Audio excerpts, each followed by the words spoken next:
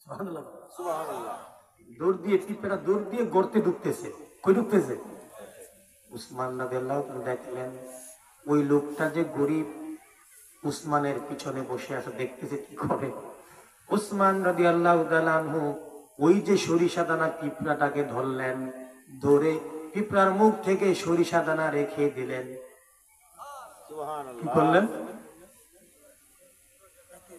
একটা সরিষা দানার দাম আছে ছোট্ট হাজার লক্ষ লক্ষ কোটি কোটি স্তূপের মধ্যে একটা ছোট্ট সরিষা দানা মুখ থেকে পিঁপড়ার মুখ থেকে রেখে দিলেন।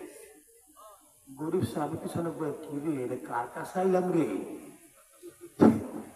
কি রে কেমন কৃপণ! বলেন কি কৃপণ লোক আসেনি? আসেনি আপনি গ্রামে মনে নাই? হ্যাঁ আছে নাকি? সব এলাকাতেই কিছু কৃপণ লোক। কার কাছে আইলাম রে? নবীজি কার কাছে পাঠাইলো? পিঁপড়ার মুখ থেকে সরিষা রেখে দেয়, আমি তার কাছে কি চাইবো? সাহাবী বলে, আসসালামু আলাইকুম, চলে যায়। উসমান ভাই মিয়া বসো, তুমি কেন আসছো বলো? বলে, আসছিলাম যেই কারণে আর বলা ইচ্ছা নাই যে আসছিলাম, না বলবো না। বলো না না হুজুর, আমার যা বলার আমি বলবো পরে, আমি এখন বিদায় নিয়ে আসসালামু আলাইকুম। পরের দিন আবার নবীজির কাছে, ইয়া রাসূলুল্লাহ, আপনি যদি কিছু দিতে মন চাই দিয়া দেন, আর না করলে না করেন। কি হয়েছে? উসমান দেয় নাই?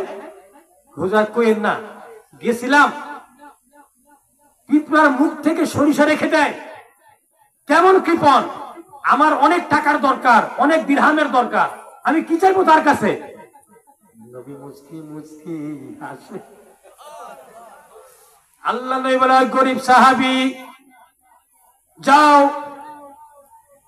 আজকে তুমি আবার যাও, গিয়ে তুমি আমার কথা বলবা। কার কথা বলবা? তুমি তোমার অভাবের কথা বলবা, আমার কথা বলবা। গরিব সাহাবী আজকেও আবার যায়, গিয়ে দেখে উসমান তেল আছে না, তেল তেল কুপি বাতির তেল, যেটা জ্বালানির তেল, ওই তেলগুলো উনি ওনার গ্রামের মধ্যে পড়ে সুতলির মধ্যে যে তেল লাগানো আছে, টেনে টেনে 1000 বার ঘুরে টানে। সুবহানাল্লাহ বলেন।